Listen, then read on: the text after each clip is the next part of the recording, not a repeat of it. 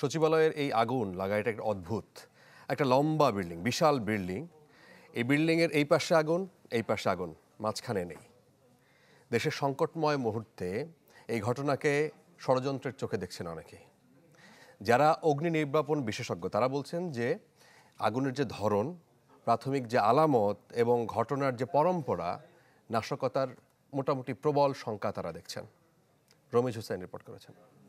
বছর শেষের খুশি নগদে হবে বেশি। নগদ পেমেন্টে নির্দিষ্ট ক্যাটাগরির কেনাকাটায় ৩০০ টাকা পর্যন্ত ক্যাশব্যাক।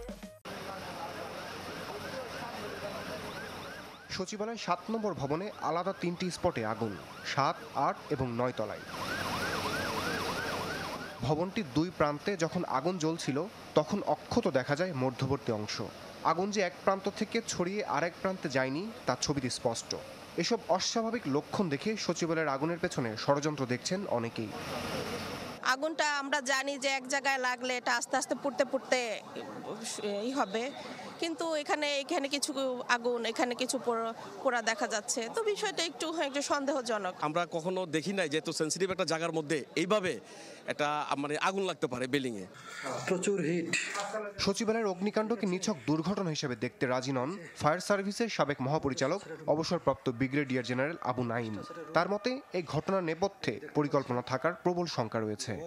মানুষ না থাকলে ওখানে সিগারেটের কোনো আগুন লাগতে পারে না, ওইখানে হিটারের বা মশার কয়েলের আগুন নাই, হিটারের আগুন নাই, কিংবা চুলার আগুন নাই। যখন দুই প্রান্তে যখন দপ্তরগুলো আছে বেশ দূরে এবং সেখানে কোনো দাহ্য বস্তু নাই, ওইখান থেকে আগুন, লিফটের আগুন, সেখান থেকে দাহ্য বস্তু না থাকা অবস্থাতে ডান দিকে বা বাম দিকে কিভাবে ছড়িয়ে যায়? রাষ্ট্রের অত্যন্ত গুরুত্বপূর্ণ নথিপত্র এখানে রয়েছিল, তো সেখানে তার মানে হচ্ছে এটা একটা বিরাট ধরনের মোটিভ হতে পারে।